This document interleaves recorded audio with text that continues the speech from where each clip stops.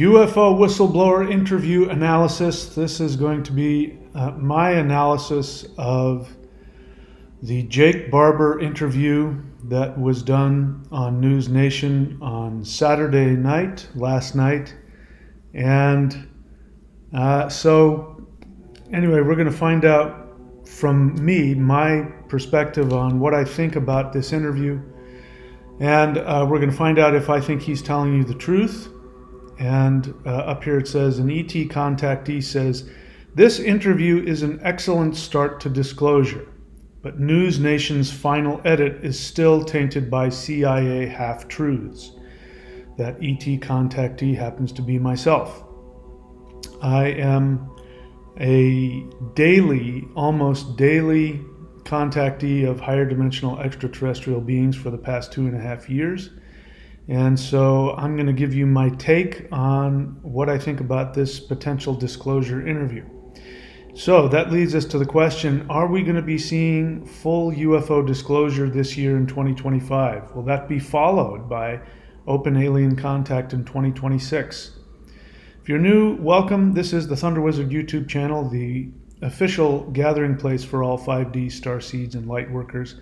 Stay tuned for the whole video because I'm going to go in depth on this interview. I'm going to take a look at some of the base consumptions and conflations that are possible, that maybe even Jake himself might be in possession of. We're going to take a look at his 8-ball UAP encounter, which was a very powerful spiritual experience. I'm going to give you my take on that. And then we're going to talk about the mystery box UAP that was very toxic to him, that perhaps maybe had made him in danger of his life. I'll give you my thoughts on that. So in order to understand what is going on right now in this crazy world, it is time to question your reality. That's the best way to interface with a changing reality. And then when you do that, you can change it.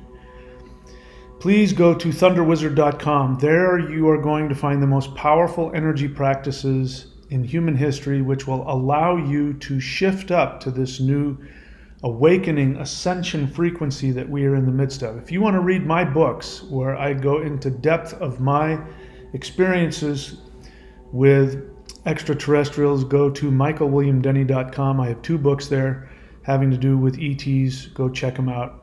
If you want to support this channel directly, you can go to support.thunderwizard.com, follow the instructions. Most important thing is I'd like for you to come every Wednesday and Saturday evening at 8:30 p.m. We just did one last night, incredibly powerful. This is free. It's a live stream guided interdimensional meditation. If you can't make the live stream, you can go to the live tab and stay up to date with all of the very powerful meditations that we're doing. So we are here to talk about UFO whistleblower Jake Barber, and this has been touted by Dr. Greer and others to be the beginning of full-blown UFO disclosure. So I made a video yesterday about what I think it would take in order for real disclosure to come. And so feel free to go watch those videos. I won't go into all those details here, but so I had high hopes for this. I did have doubts, and my doubts were mainly because it was being done on a mainstream news channel. I know News Nation doesn't present itself as mainstream, but trust me, it is absolutely mainstream. So they didn't disappoint. So as I said in my quote there at the beginning, the final edit that they put out there is still tainted by CIA half-truths, conflations, and leading and misleading information, as well as I believe that Jake himself, even though, let me just say right off the bat, I believe Jake is, I don't know, I'm calling by first name, Mr. Barber. I believe Mr. Barber is absolutely sincere. I think he is absolutely telling the truth of his experiences, and I think he's brave as hell. He's got a pair of He's got a pair of cojones that are much larger than my own. I don't know that I would have the balls to do what he's doing. Having said that, does that mean that his interpretations of his experiences and his interpretations of, as they call them now, non-human intelligences, are they accurate? And like all of us, I mean, I don't have the full picture. I know what I know based on my extensive experiences. He knows what he knows based on his experiences. I think I can fill in some blanks. I think I can correct some misconceptions and conflations that he has. But, when it comes to disclosure and sharing your experience, that's what you're there to do, just to honestly share your experience, which, I think he's done quite well, quite bravely. But this is a very important subject, and it's very important to catch the conflations and the mistakes and the misaligned assumptions. I think it's extremely important to understand what is really going on. Anyway, we'll just go ahead and get into it. So let's start with my list number 1 here. Oops, no, that's not it. So my list for the Jake B interview number 1. All right, so this is my analysis of the Jake Barber News Nation disclosure interview. So there are some base assumptions. Okay, before we get into it, there are base assumptions that I am giving forth, which I believe are necessary in order to truly understand and interpret these events. So let's get into those first. Now, you don't have to buy into these assumptions. You can come up with your own, but you should at least know what your assumptions are. Most people don't. Most people do not know what their base assumptions are about anything. So I'm going to give you mine, and this has served me. It has actually kept me sane as I have interacted with higher dimensional beings for the past 2.5 years and helped me, wade through here. So I share them with you. So the base assumptions that I recommend is to understand the conflation possibilities surrounding UAPs and non-human intelligences. So first, what is the definition of UAP versus, the UAP or UFO? So UAP stands for unidentified aerial phenomenon. UFO stands for unidentified flying object. Now, a UAP or a UFO just means unidentified. It can refer to both non-human intelligence craft or human technology. What has happened, part of the PSYOP, is that people, when they want to say extraterrestrial, they say UFO. People are now, over the drone things, you can hear people on video going, is that a drone or is that a UFO? Well, the fact that you're asking what it is means it's a UFO. It is unidentified to you. You don't know what it is. The fact that you don't know what a craft is doesn't tell you where it came from. You assume if you see something that looks completely, totally out of the norm, and your feeling is that it's coming from somewhere else, you tack on the assumption. You say, oh, that is an alien ship. That's an extraterrestrial spacecraft. But that's an assumption. So what's happening, and again, this has been propagated by the PSYOP, the people that are trying to distract you and confuse you and frighten you. And they do this with words. That's why people don't like to use when people use the word conspiracy, they go, oh, that's a conspiracy. And they don't realize that they're using that term completely wrong. Because when people say, oh, that's, quote, a conspiracy, what they're really saying is that is a false conspiracy theory. But what you're actually doing is when you say that is a conspiracy, you are actually agreeing that the so-called theory is actual.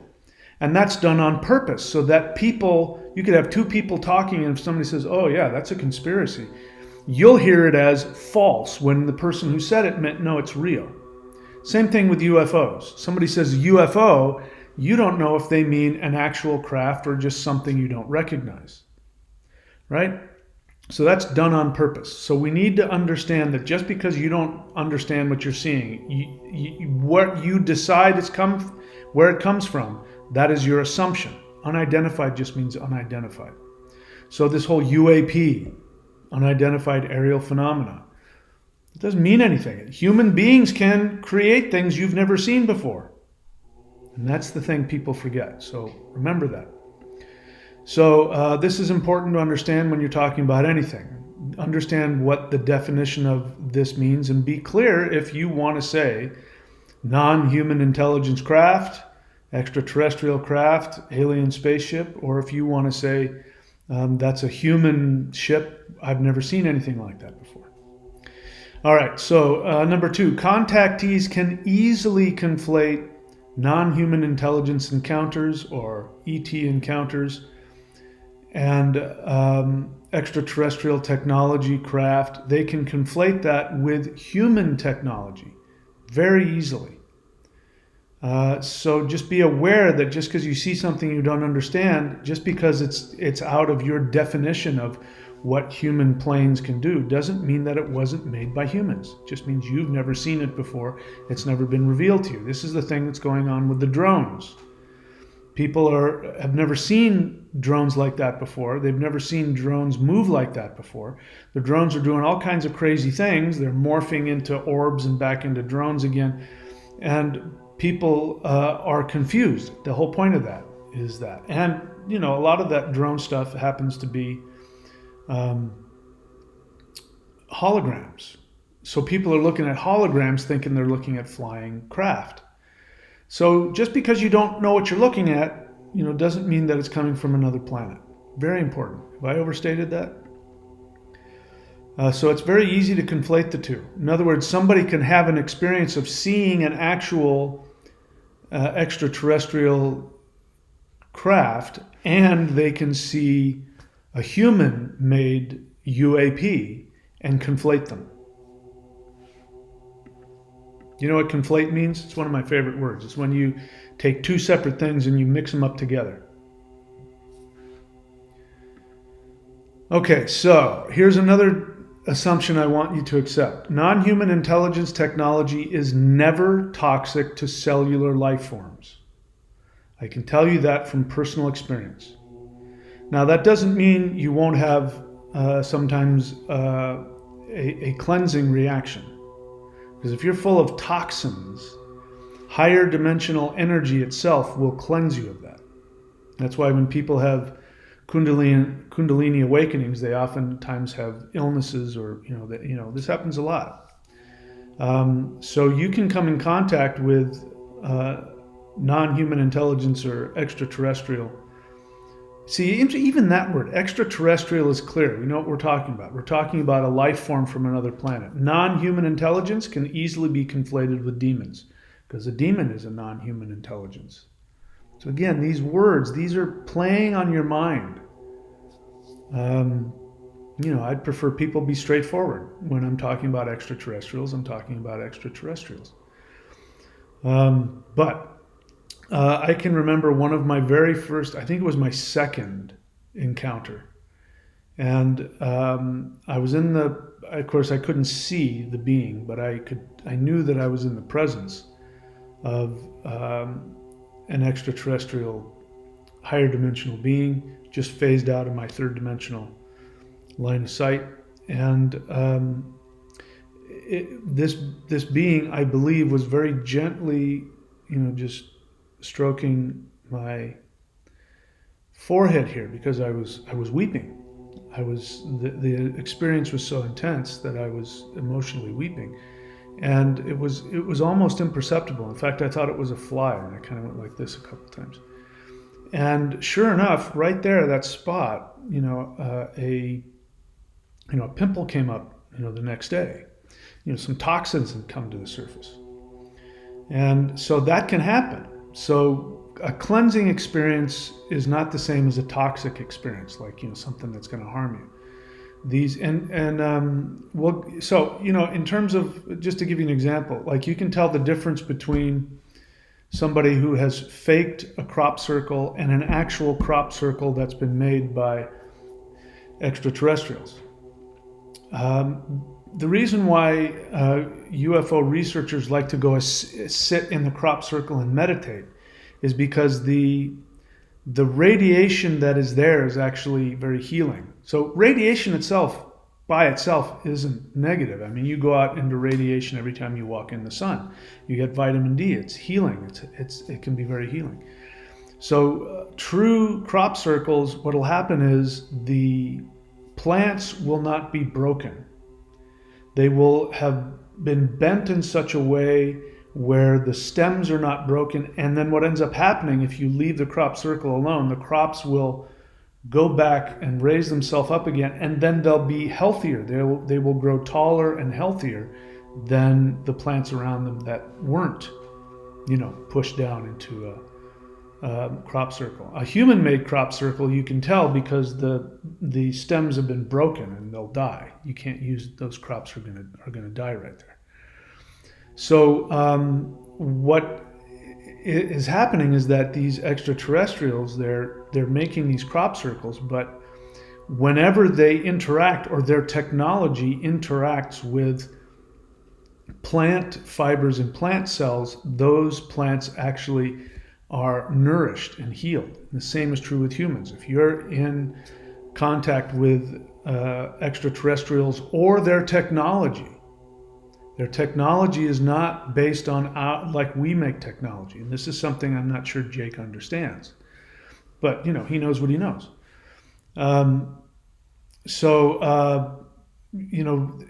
Just because something has radiation doesn't mean it's going to harm you. It can be harmful radiation or it can be helpful radiation. It can be healing, just like the sun. All right, so assumption number 3 is non-human technology is never toxic to cellular life forms, including humans. Assumption number 4, human UAP tech is often toxic to humans, plants, and animals. Meaning, when human beings try to make fancy technology, anti-grav technology, etc., that is often very toxic. Because the difference is, extraterrestrials use technology that is based on the conscious field, the field of consciousness that connects everything. They basically use the power of God. They have a direct connection to this conscious field of energy, and so their technology is powered by that. And if there's any AI in their technology, it's basically that power that is functioning with it. One person working in one of these, according to Dr. Greer anyway, one scientist who was working with recovered NHI technology, they were tasked with taking it apart and figuring out how it works because they were going to use it as a weapon. And so as these, and it was more than one, I think there was at least 2, and they were working on this, whatever it was, trying to, reverse engineer it. And they kept getting the message that this piece of technology was saying, please destroy me. Because if your commanding officer figures out what I am, I will be used as a weapon. And it became so overwhelming for them that they finally destroyed it and then, convinced the guy that they couldn't salvage it.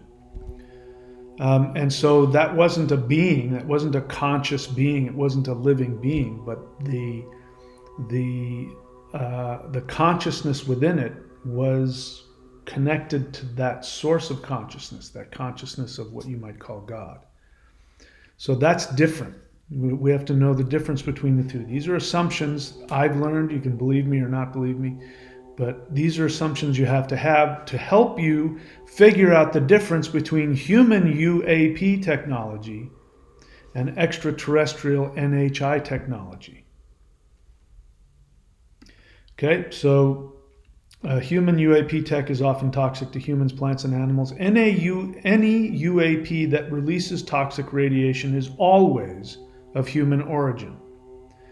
Number 6, any aggressive, violent UAP or alien encounters are always of human origin.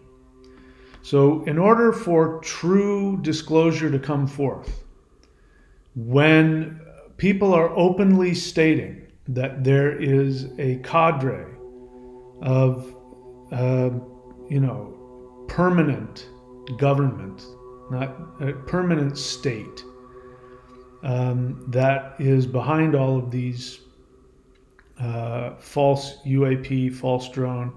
And when they start openly talking about the program that has been going on for 60 years of fake alien abductions, where human beings have reverse engineered or created their own anti-grav technology and spacecraft, and they've used all kinds of technology to convince people that they have been abducted by aliens who experiment on them, breed with them, torture them, all kinds of stuff like that. Even mimic the loving interaction between ETs and humans. Once that is revealed, then we will be in true disclosure. Until that happens, in my opinion, true disclosure has not fully happened yet. So we're not there yet. Anyway, let's keep going. All right, so does the final edit of Jake Barber's interview create conflation? Yes. So if you've watched it, just the entire thing will easily create a conflation in your mind. Now, one of the things that happened when I watched it the first time, and I was very interested when he was talking about, and we'll get into this, his experience with, I think he called it the 8-ball. And he had a very powerful, loving interaction with a powerful extraterrestrial feminine entity or consciousness that he says became a part of him. He even was brought to tears. Tough guys like that, tough military guys don't they don't do that very easily. And he says that it's still with him, that it still protects him. And that absolutely lines up with my experience with extraterrestrials. So what was I saying? But then what ends up happening is then they go immediately into an experience where he was toxically, made sick, almost killed him. And they don't really point it out. And if you're not paying attention, it sounds like he's talking about his experience with the loving 8-ball. But I had to go back and went, wait a minute, what's going on here? I was like, you telling me this loving thing is now put him in the hospital? I said, what kind of nonsense is this? I had to rewind it and watch it again. And so the segue from one experience to the other is almost non-existent. In fact, there's one thing he says where he goes, and in this experience, I talked about how bad it was. And it sounds like he's saying that his experience with the 8-ball, the loving thing, actually made him sick.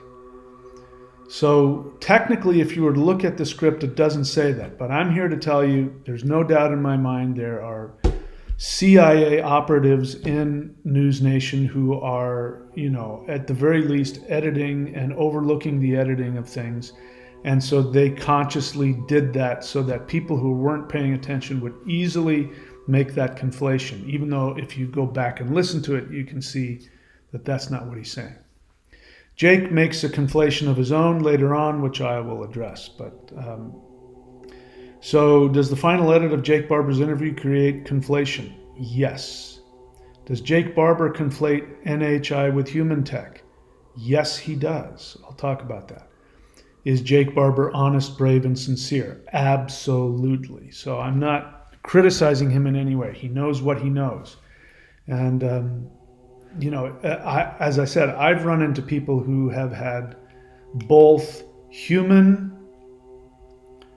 fake alien abduction experiences and they've had actual extraterrestrial experiences. And the same marked difference between the two. But because they don't know any better and their experiences are limited, they conflate the two. So they can come to the conclusion that sometimes it's good, sometimes it's destructive, or that there are good aliens and bad aliens, and there's a war going on, which is true, there is a war going on. The war is between the hidden, permanent, worldwide, transnational, organized criminal element that's behind the fake alien abductions. I forgot where I was going with that. So it's very easy for people to come to that conclusion, is what I'm trying to say. And Jake conflates a little bit. I believe if he continues doing what he's doing, I think he'll work it out.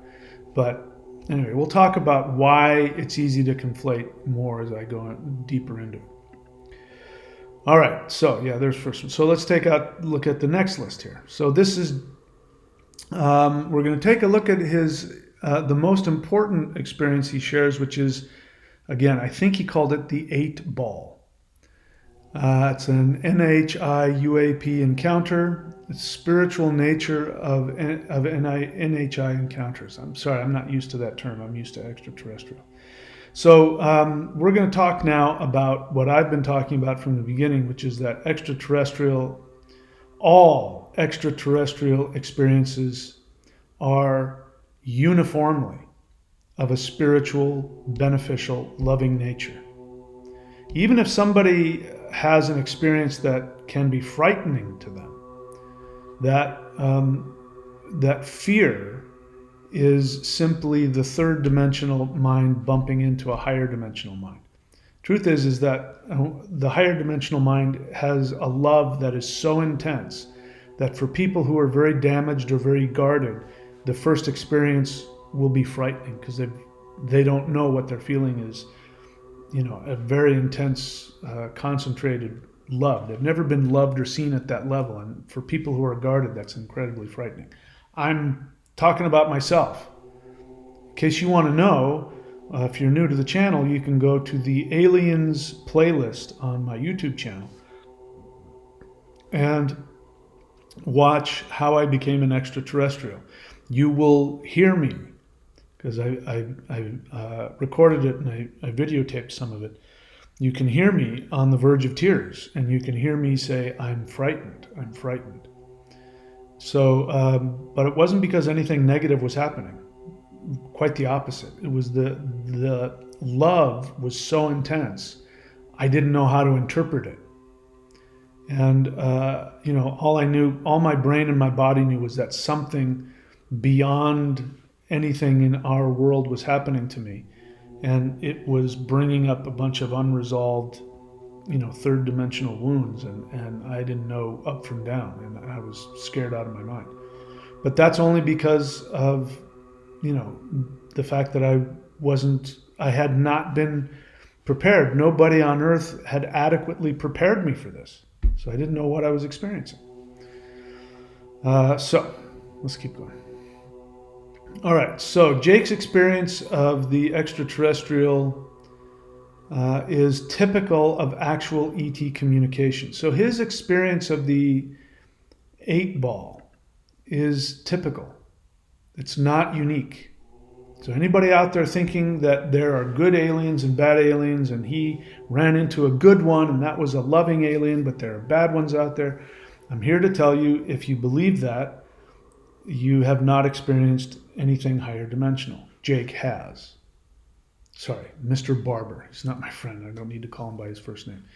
Mr. Barber has experienced it. So if I were to start talking about my experiences, he would nod his head, because it takes one to know one. So I can tell by listening to him, he's had the same kind of experience I had. And that experience of intense love, of beauty, and that completely gets into your entire system and your mind and then becomes part of you afterwards, that is typical of an actual extraterrestrial encounter. And they are all of that nature. So that's an assumption you need to accept or reject. It's up to you, but that's my experience. Let's see, number 2. Extraterrestrial crafts being summoned through a psionic means is typical of CE5. So one of my criticisms of this is that this interview repeatedly talks about psychics and psionic agents and remote viewing skills. And so, the interviewer guy is basically makes the case that you have to be trained in these psionic abilities. You have to have psychic powers, and you have to be trained to do it. And then they do a CE5 later on, and it's, they're using all kinds of technology, and they have a psionic guy who's deep in meditation and all that. And I'm here to tell you that that is not accurate. It's just not necessary.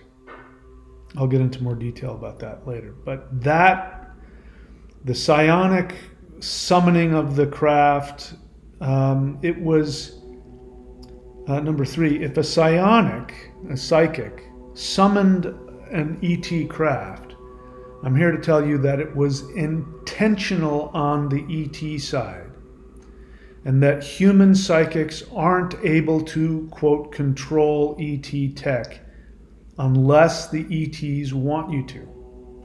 So again,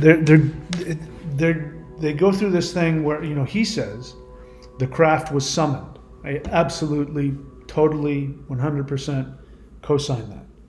When he was asked where did it come from, he says, I believe that the 8-ball was summoned, and it came as a result of somebody psychically reaching out. Completely, totally agree with that. The feeling that you get is that these powerful psychics have the ability to overtake craft, and that they can pilot them themselves. And now, I've heard something along these lines from Dr. Greer that, and I don't know if he confirmed it, but I got the feeling that the Dark Force military are trying to do this because they think they can. Now, they've done things that, they can do things like overtake the craft in all kinds of ways. I'm not an expert in that, so I'm not going to talk about what they can and can't do. My feeling about this particular craft is that based on the experience that he had, and I'm willing to be wrong about this, but the feeling that I have is that this was something that the ETs absolutely allowed to have happen. And see, the thing is, they'll meet you where your consciousness is at. So if you have a third dimensional mindset that says there are these beings out there and they're flying ships and they're controlling technology and we're going to remotely, think about think about it for a second. Some human psychic is going to be so powerful that he's going to be able to go and take the controls away from some ET who is, by the way, piloting the craft with his own psychic abilities. He's going to take it away from the ET and make it crash, and then, I don't think that's what was happening here. I think what was happening is that the ETs were responding to the invitation. Now, the people on the other end of it, the human beings, their definition of it was they wanted to have a craft physically come down so that they could study it or reverse engineer it or whatever. And I think the ETs were like, yeah, we'll do that. Let's send them one of the eggs and they want to learn how to pilot the egg. Great, let them pilot it and let them have it and study it, and they'll be connected to our, because anybody who gets close to that thing is going to get overwhelmed with the incredible higher dimensional love and all of that. So even if they're in some military bunker somewhere thinking that they're stealing an ET craft, I think what's going on is on an unconscious level they want to connect, and the ETs are like, yeah, we want to connect with you. Here, you want an egg? Here you go. I think that's what was happening. But again, the people, here, when I first did CE5, I had to have my radio, and I had to have the CE5 tones on my phone, on the app, because I had been led to believe, which I don't believe anymore, I had been led to believe that aliens are flying around in their spacecraft, and they have this technology that can tap into people who are really good at remote viewing, and if you use the radio and you broadcast the tones, it'll come up on their tech and they'll, whoa, he's in sector 5, and they'll come after you, and that's how they find you. I thought that's what they needed. I thought they were out there and they didn't know I was here unless I somehow interfaced with my mind and the technology, and then they could pick me up on their scanners and come find me. And I don't believe that at all now. Nothing like that. But that's what I needed. If I didn't do that, I wouldn't have believed it was possible, and I wouldn't have created a connection, because your belief and your desire creates an interdimensional portal, creates a connection. And you must give your permission. This is, again, why extraterrestrials cannot abduct against your will, experiment on you against your will, do anything. They can't do it because there's a dimensional barrier, and it's against the rules, not just like a written rule, like it's against, like you would never, unless there's something really wrong with you, take a hammer and smash yourself across the skull. You would never do that. You wouldn't damage yourself. To do anything against your will is damaging to them. To do that to somebody else, to harm somebody else consciously against their will, is damaging to them. They would never damage themselves. They've said as much. We will never do anything to harm ourselves. So, again, that's why we must create a conduit which starts with your permission. Now, you're not going to give your permission in a way that you don't understand. Like if you're brand new to this, if I were to take my understanding of this and put it into your brain would go, that's not possible. My brain did exactly that. My brain said that is not possible. So I'm with my, I've got my CE5 app on my phone, and I'm playing the tones into my radio, thinking that there's a ship up there that's honing in on my frequency and on my coordinates, and then finding me. And the truth is, all that was happening was that I was using props that allowed me to believe it was possible, and I was giving them permission. I don't need any technology now. Nothing. If I close my eyes, I don't even have to do that. If I just simply send out, any kind of, desire to connect, there's almost always an immediate response. There's just an open two-way connection. So all of those props are there for our third dimensional mind to accept what is about to happen. So if a psionic summoned an ET craft, it was intentional. All right. So the depiction of psionic agents as having a special skill is inaccurate. I already said that, but they kind of really harp on that, and it's just not a reality. That's just not how it works. Anybody can do this.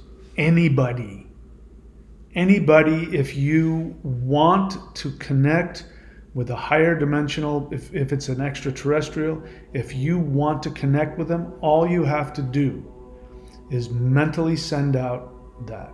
Now, there may be something to the protocol, the CE5 protocol, where you imagine yourself leaving Earth's atmosphere and sending out the invitation. But I can tell you from students of mine who've been doing the interdimensional meditation, a lot of them don't even need to do that. I do that. I don't do it all the time, but I do it when I want to create a deep connection. Maybe it's just helping me. Maybe there's something about taking your consciousness outside of the Earth's third dimension that opens things up. I really don't care. But I'm here to tell you that this idea that you've got to do, you have to be a psionic agent trained in it, and you have to be psychic, and you have to do all of that stuff is just completely unnecessary. It's just a prop for your benefit. They don't need it. So in this, they make it sound like these are the people that are doing it, but you'll find out. If you do it, you'll find out you don't need any of that stuff. But you can use that stuff if you want. They'll respond. They'll meet you at whatever level you're at. Mindset and methods. Let's see. Jake's current CE5 psionic method tech is overkill. Anyone can do it. I just said that. The mindset and methods employed by Jake's CE5 team is overly complicated, but ETs go along with it in order to allow humans to understand the interaction. Eventually, zero method and zero tech is necessary to make NHI contact. I went in depth on that already. So,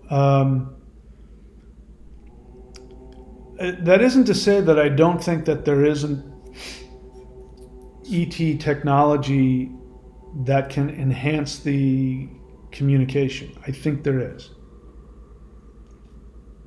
But it's not what you think.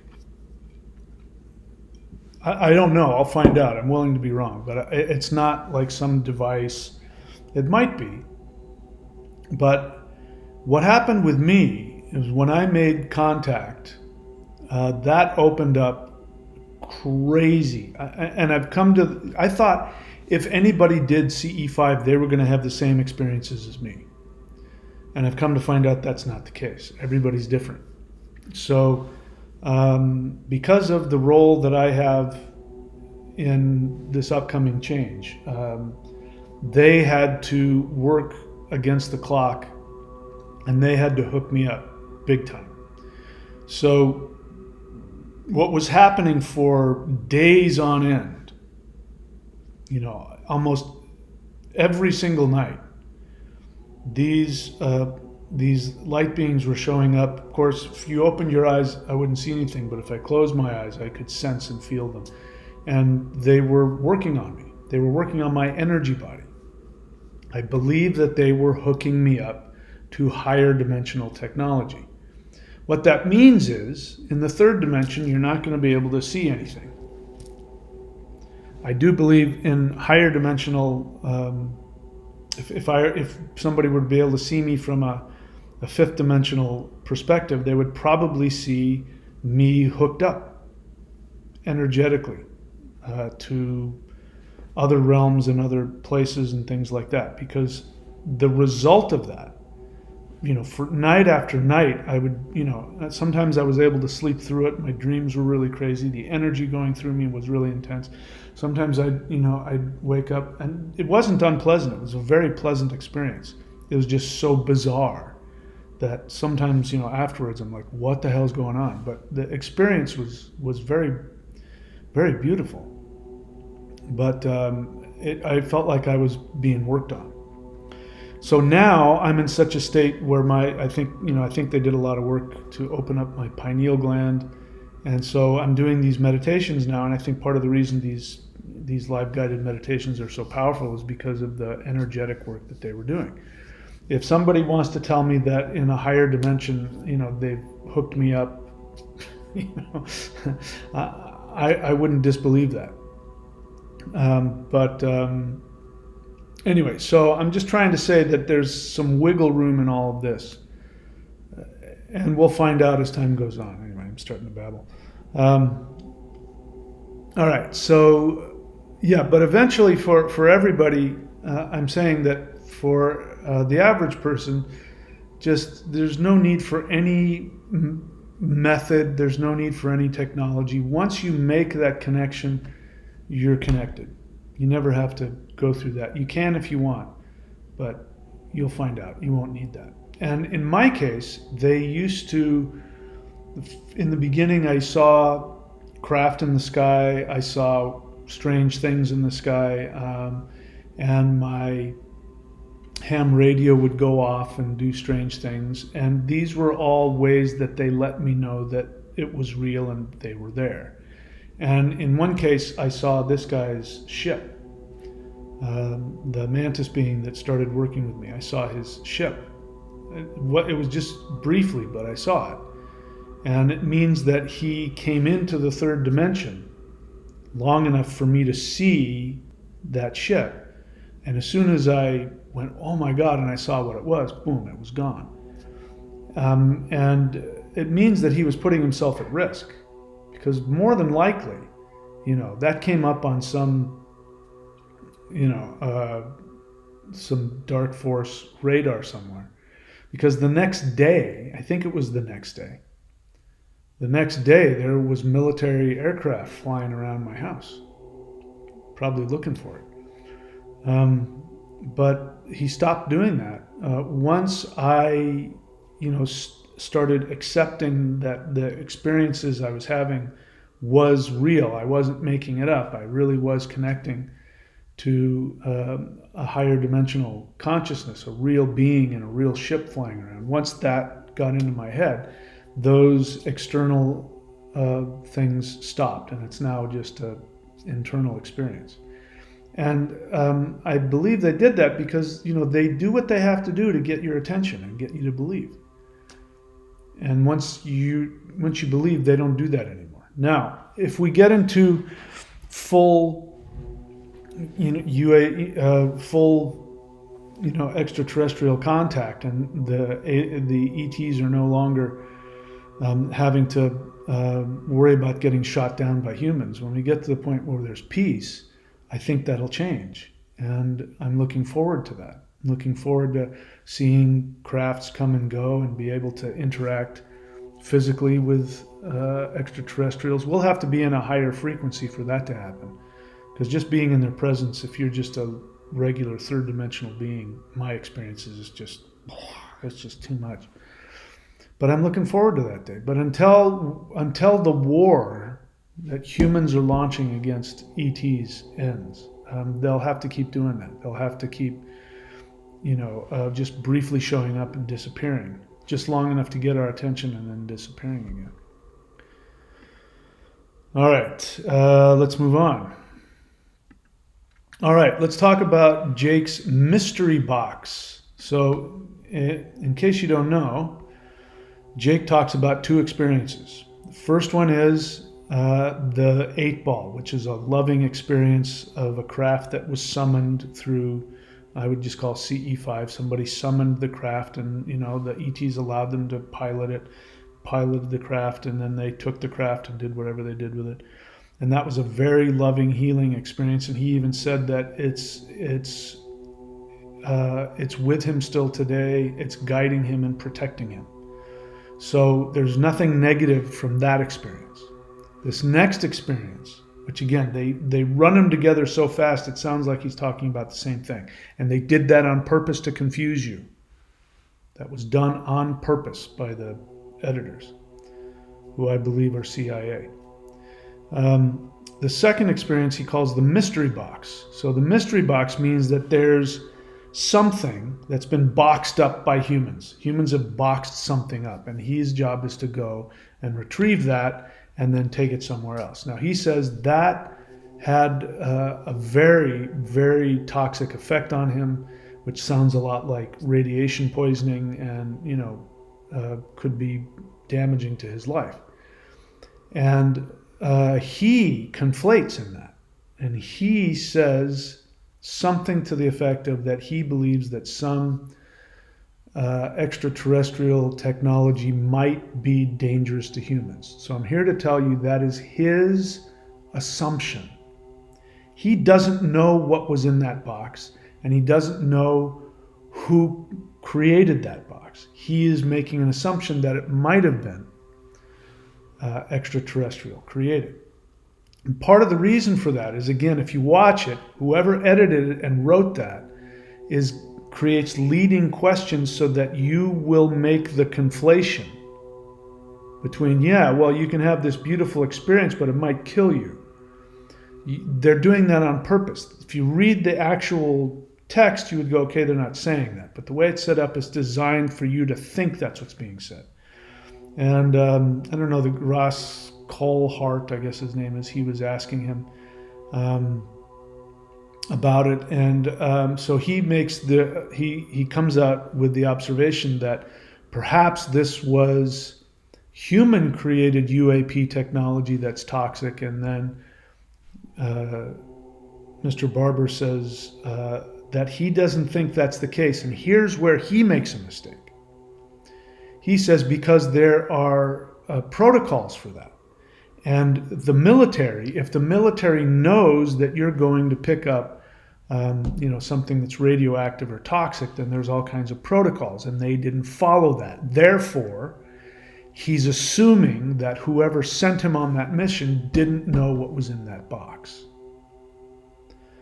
But I don't even think he realizes that there's two militaries.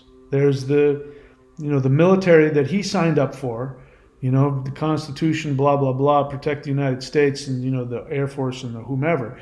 And then there are the unacknowledged black ops guys that can go in and infiltrate any part of the government and military they want and commandeer them and take them over and take people out of military and put them on assignment. And so just because he's used to protocol doesn't mean that they followed that, or it was the same people that was sending him on this. So he doesn't know. He's assuming that they thought he was safe and they didn't know what it was, and therefore he's assuming that it was an ET piece of technology. And based on my experience, again, I'm operating from my assumptions, I'm absolutely convinced that he was picking up a crashed human UAP that they were testing, because he calls it the testing ground or the field or something. So it's obviously, the feeling that you get from this interview is that these restricted military spaces, that somehow that there's alien craft flying over there all the time and crashing. I mean, they don't crash it. For some reason, they all crash onto the military-owned, top secret testing grounds.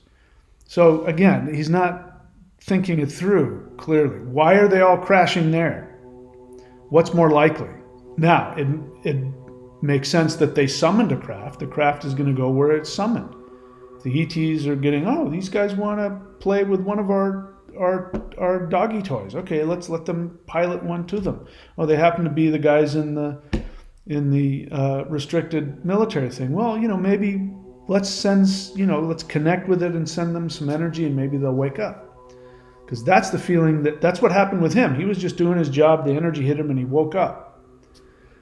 So it's easy to conflate and make the assumption that, well, that was a UAP, that was an ET UAP, it crashed there, so that must be a hot spot where, UFOs are crashing all the time.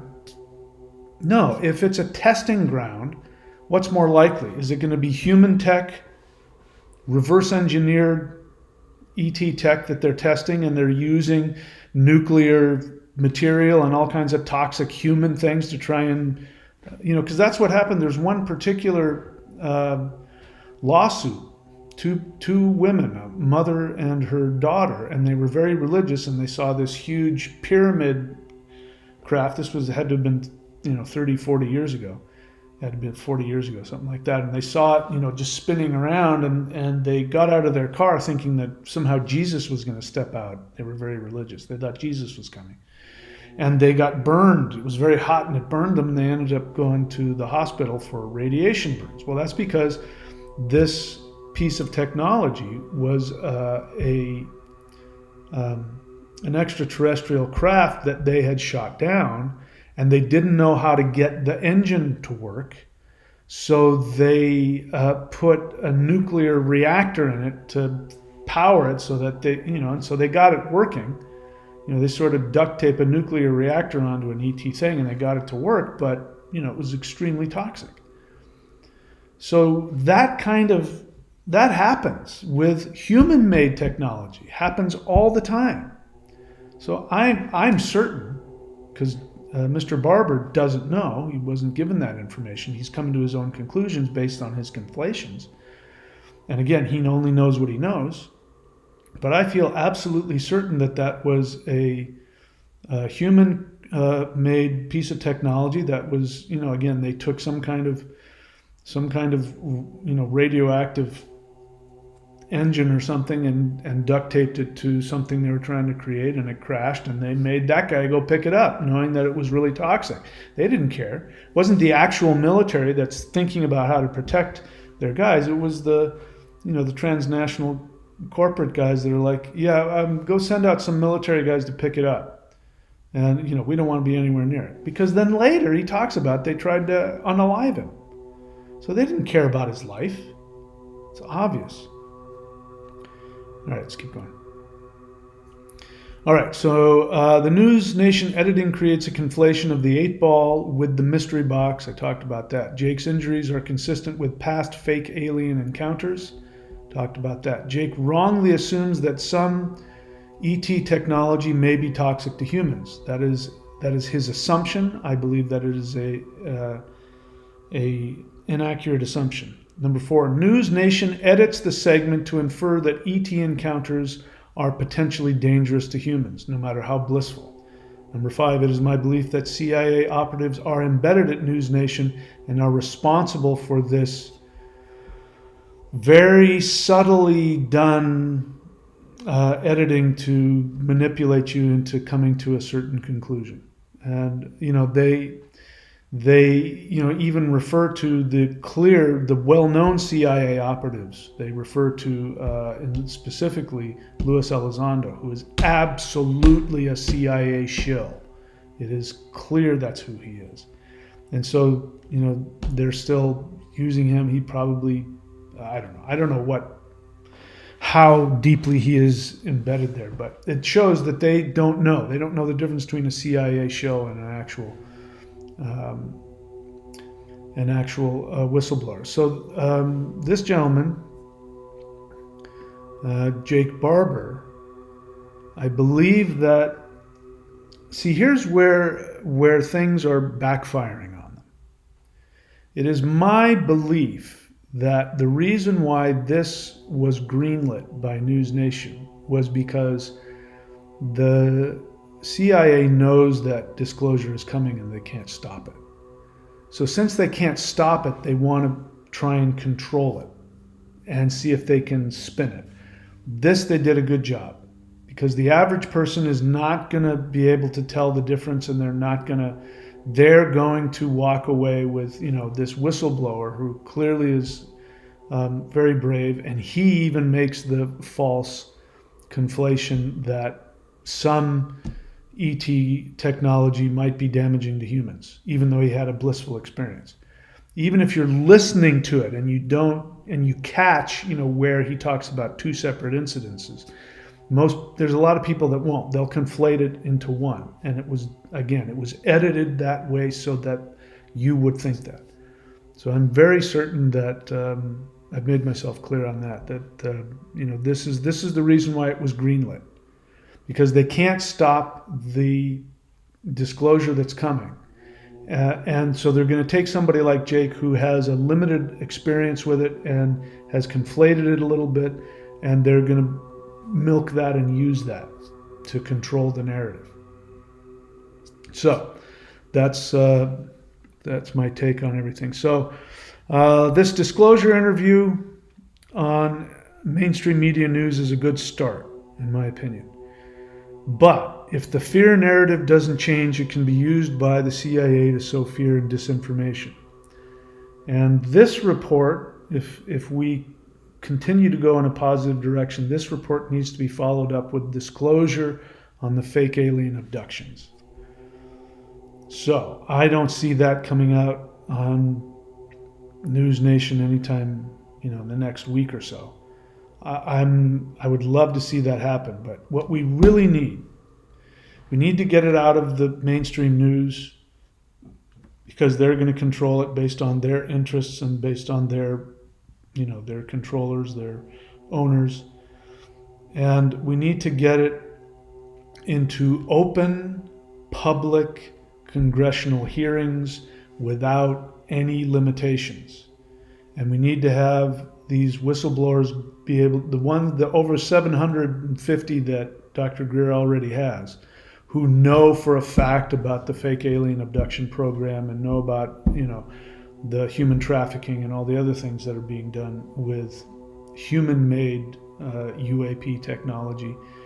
That needs to come out, and it needs to come out publicly, live, so that it can't be edited out on multiple platforms, YouTube, X, and other places like that live. And then we need to have people be protected so they can say it. And if they do it publicly so that millions of people hear it, that would be the greatest protection in my mind, because if they get unalived after that, it's just going to be proof. So I know there's a lot of work going on behind the scenes to say that NDAs aren't enforceable if the program is illegal, because that's what's the illegal programs are saying you signed an NDA, so you can't talk about it, and so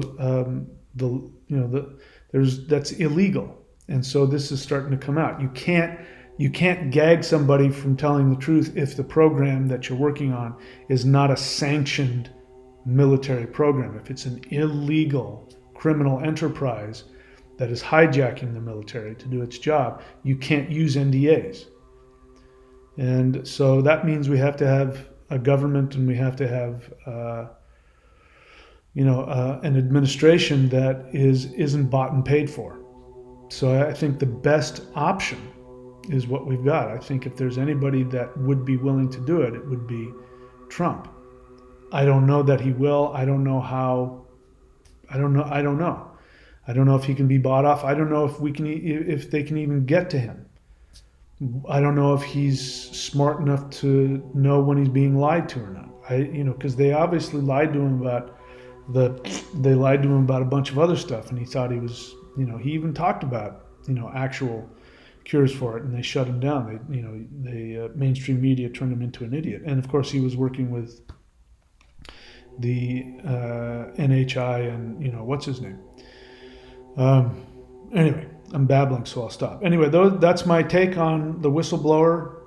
I think, as I said, I think it's a good start, but we need to have more. And if we're able to continue to push the boundary on that, I think we can start going in a good direction. I think what's good about it is that what I have to say, the average person wouldn't be able to hear. They would either think I was nuts or they'd think I was making it up.